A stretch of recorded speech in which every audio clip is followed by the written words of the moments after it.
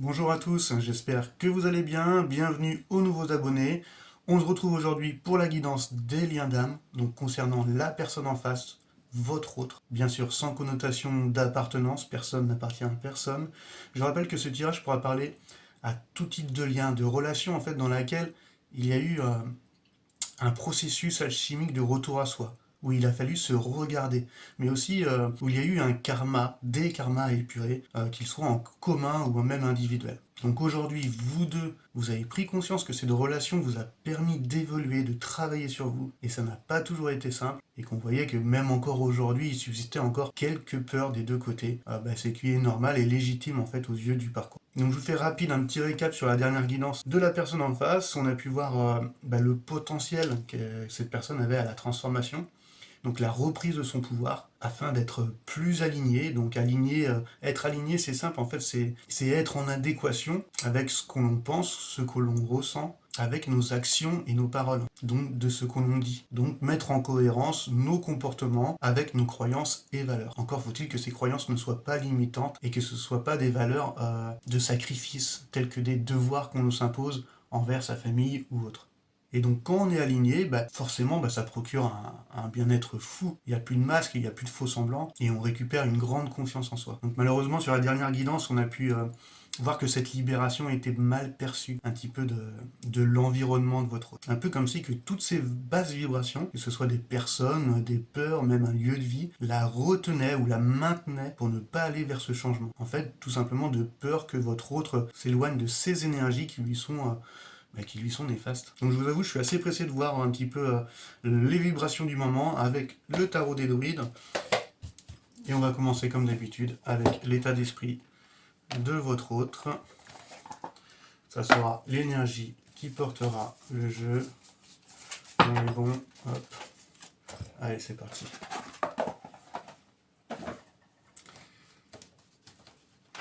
Et hop. Allez, l'énergie dans laquelle votre autre est actuellement.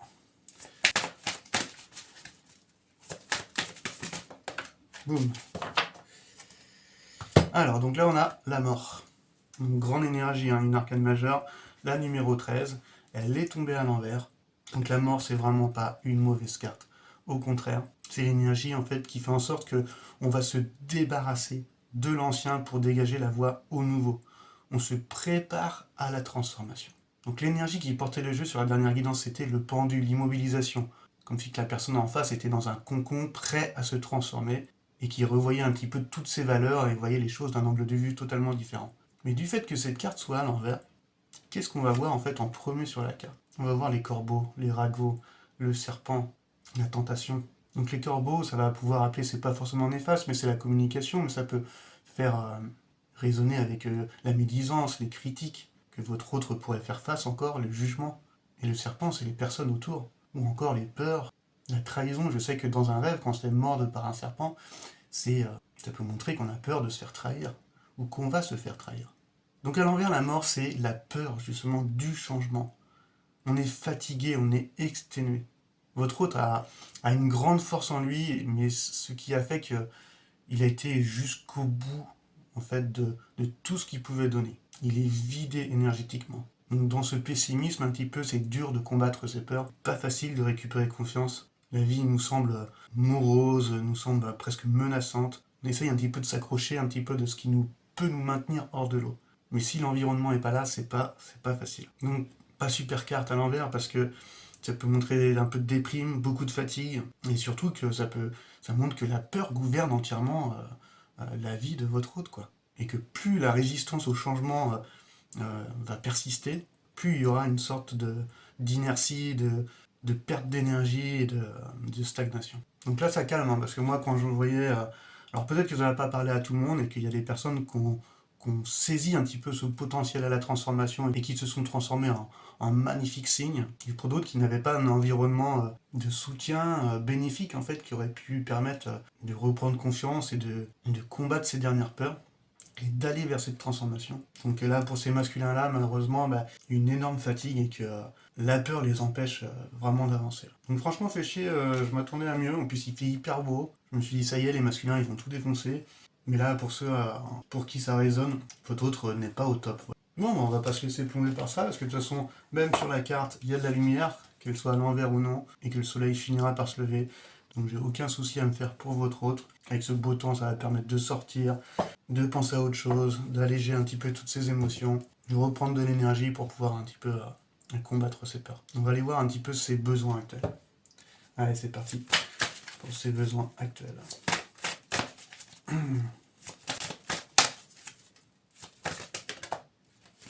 Hop. Et là, on a le 6 de coupe. On dirait qu'il a besoin de se raccrocher à des bons souvenirs du passé. Il est nostalgique là en ce moment. Il pense en fait à tous ces bons moments qui l'ont rendu heureux. Il y a peut-être aussi ce besoin peut-être d'échanger aussi, de communiquer. Je ne vais pas vous cacher que dans un tirage sentimental, le 6 de coupe, c'est la carte des liens d'âme. C'est qu'on regarde vers le passé et on essaye de l'intégrer avec notre présent. On a peut-être ce besoin de recommuniquer avec une personne du passé. C'est ce besoin qu'une relation se ressuscite, d'avoir des échanges sincères, de montrer sa vulnérabilité. C'est peut-être aussi le besoin, parce que ces énergies, on peut les ressentir aussi quand on développe une profonde affinité, je sais pas, quand on est dans la nature, en train de se promener, besoin justement de s'éloigner un petit peu de toutes ces distractions matérielles des gens et d'être justement qu'en communion avec la nature, donc avoir une connexion profonde avec les arbres, les animaux, en fait des énergies qui, elles, sont totalement alignées. Donc peut-être que ça appelle aussi à votre autre, dans ses besoins, d'aller dans la nature, d'aller dans les parcs, de se ressourcer, d'aller au bord de la mer. Donc c'est vraiment une énergie très nostalgique. Donc voilà, il regarde un petit peu son passé, peut-être le besoin d'échanger avec sincérité, avec une connexion profonde du passé, besoin peut-être qu'une relation puisse renaître, et un grand besoin aussi de nature, en fait, de connexion avec soi, tout simplement. Là, c'est vraiment son grand besoin, quoi. Le pire, c'est qu'il le sait, de ce qui doit s'éloigner, de ce qui, il ou elle, doit s'éloigner. Donc là, c'est une très belle énergie, c'est très, très mignon, très touchant. C'est comme si il ou elle voulait juste qu'on le laisse tranquille, quoi. Que toutes ces personnes qui sont sur ce dos lui lâchent la grappe un peu, quoi. On va aller voir les oppositions et puis on va dire les petites choses qu'il y aura à travailler afin de récupérer un petit peu de belles énergies. Allez, c'est parti. Les oppositions, les choses à travailler. Elle a voulu sortir, il y en a 2 qui sont sortis. Et encore, on retrouve notre fameux prince de Pentacle. Le masculin, il adore cette carte. J'avance lentement pour ne pas prendre de risques. Je pense à tout. Je ne veux surtout pas me tromper. Il envisage toutes les possibilités avant d'agir. Il tient à rester réaliste. Il a tellement été déçu dans sa vie qu'il veut plus se laisser porter par sa simple foi ou par le simple fait des petits messages qu'il peut avoir, les signes qu'il peut avoir, ce que même l'âme va lui dire, car cette peur est trop présente, il y a trop eu de trahison dans le passé. Donc il veut rester pratique, réaliste et méthodique. Mais là, l'attention qu'on avait posée, c'était ce sur quoi il doit travailler. Donc je pense que cette énergie, il l'a toujours plus ou moins incarnée, mais peut-être pas dans le côté physique. Les pentacles, c'est aussi, on va prendre soin de soi, soin de sa santé. On va se remettre à l'exercice, on va bien manger. On va manger moins, mais de meilleure qualité. Et quand je parle de s'alimenter, ce n'est pas qu'au niveau de la nourriture. On s'alimente en plein de choses par rapport à ce qu'on va regarder, ce qu'on va écouter. On s'alimente d'énergie, on s'alimente de vibrations. Si on écoute, on regarde des choses pas cool, ça va nous impacter. Si on s'alimente à la télé de peur, de doute, de guerre, de séparation, ça va impacter notre psyché justement. Donc la chose sur laquelle peut-être votre autre doit travailler, ça serait plutôt le fait de s'alimenter de belles énergies et aussi de s'alimenter aussi de bonne nourriture et s'éloigner de substances qui lui sont pas nécessaires. Donc il va être appelé de garder en fait l'essentiel, ce qui va lui procurer un bien-être. Et on avait également le prince de coupe. Donc là c'était très dans la matière, très physique. Et là on va lui demander avec le prince de coupe peut-être d'ouvrir un petit peu plus son cœur, d'exprimer ses émotions. Vous savez que le prince de coupe c'est le romantique, c'est l'idéaliste. C'est presque l'opposé du prince de pentacle, qui lui est très réaliste, qui n'a pas envie de suivre trop ses émotions et d'être fougueux comme ça. Lui, le prince de coupe, il écoute son cœur et puis il exprime ses sentiments. Donc après, votre autre, il va dire, bah oui, mais bon, à chaque fois que j'écoutais mon cœur, je me suis toujours fait avoir. Et souvent, quand on dit, j'écoute mon cœur, c'est que déjà, on n'écoute pas son cœur, on écoute son mental. Et on écoute ses peurs. Quand on écoute son cœur, il y a très peu de chances pour que ça se passe mal. Mais ça a peut-être dû lui arriver une fois pour que justement elle ait du mal à tendre cette coupe. Donc travailler là-dessus, travailler sur exprimer ses émotions, ses sentiments et d'écouter son cœur. On va aller voir quand même une petite carte pour vous, pour ceux qui regardent la vidéo. La plupart du temps, pour la majorité des cas, c'est des personnes de polarité féminine à la base. On va aller voir un petit peu ce qu'il aimerait un petit peu vous exprimer. Allez, c'est parti.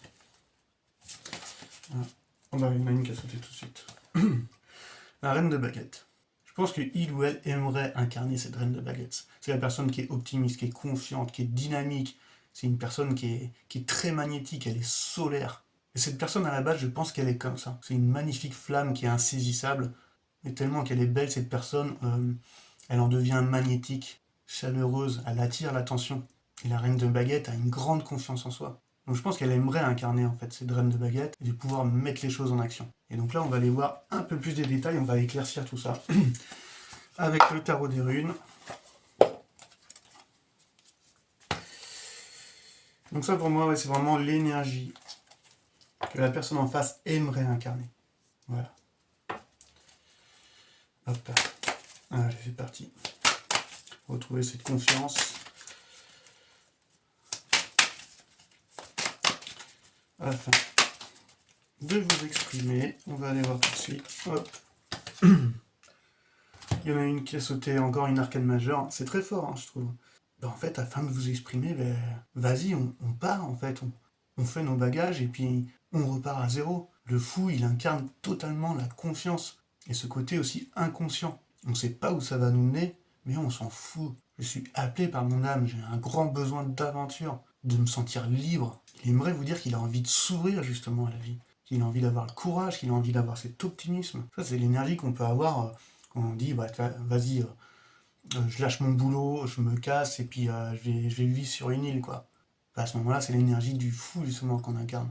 On prend des risques, on tente des choses, parce qu'on est appelé, on ressent au fond de nous que justement, on a besoin de ce nouveau commencement. Peu importe de ce que demain sera fait, peu importe toutes ces inconnues qu'il y aura devant moi. J'ai envie de me sentir libre, j'ai envie de m'ouvrir à toi. Mais ces peurs, pour l'instant, ne me le permettent pas.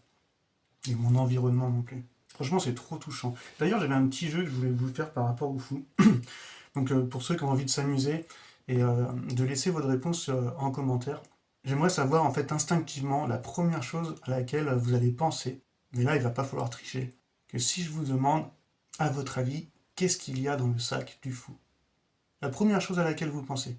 Et moi, je vous donnerai une réponse en adéquation, justement, avec cette réponse instinctive, parce que ça peut être très parlant sur votre énergie actuelle. Donc pour ceux qui ont envie de jouer à ce petit jeu-là, ça me ferait plaisir de vous répondre.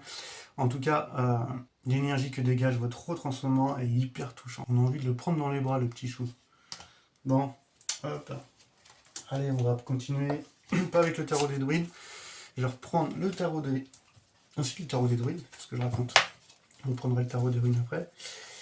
On va aller voir un petit peu tous les conseils. Voilà, les conseils un petit peu pour se libérer, de plus sacrifier, de se sentir totalement aligné. Donc on va aller voir les conseils et les petits messages que les cartes ont à nous donner.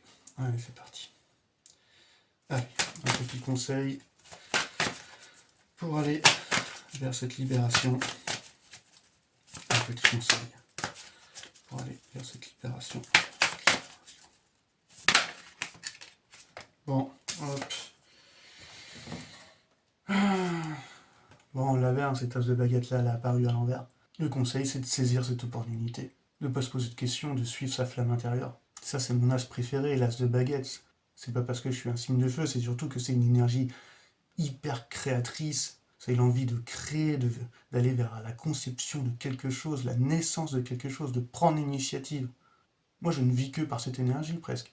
Bon, après, on saute, on se casse la gueule, mais au moins, on apprend des choses. D'avoir toujours cet enthousiasme au fond de soi, cette vitalité, et de suivre ses intuitions quoi qu'il arrive. Même si on se trompe, c'est pas grave, on prend les initiatives. Donc là, le conseil, c'est ça, c'est de prendre l'initiative, pas forcément par rapport à vous, en fait, parce que l'important, c'est par rapport à lui. Donc prendre les initiatives on quitte notre appartement, on déménage, on envoie bouler les personnes qui nous font chier, en fait, qui nous maintiennent dans des énergies de merde.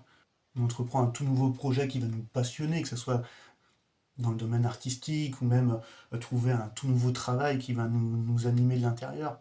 on prend les initiatives pour aller vers ce changement. Donc magnifique conseil. Et puis donc là, il y en avait une autre. Putain. Et l'ASDP. Donc en gros, on vous demande d'être clair, de prendre des décisions, de laisser les choses négatives du passé et de saisir les nouvelles opportunités. Donc là, nouveau commencement, hein.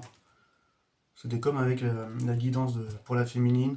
Il y a eu 3 as, c'est un grand besoin de renouveau, quoi. Puis l'ASDP, j'aime bien parce que c'est, au moins c'est clair, quoi, c'est tranché, quoi, c'est rupture nette, quoi.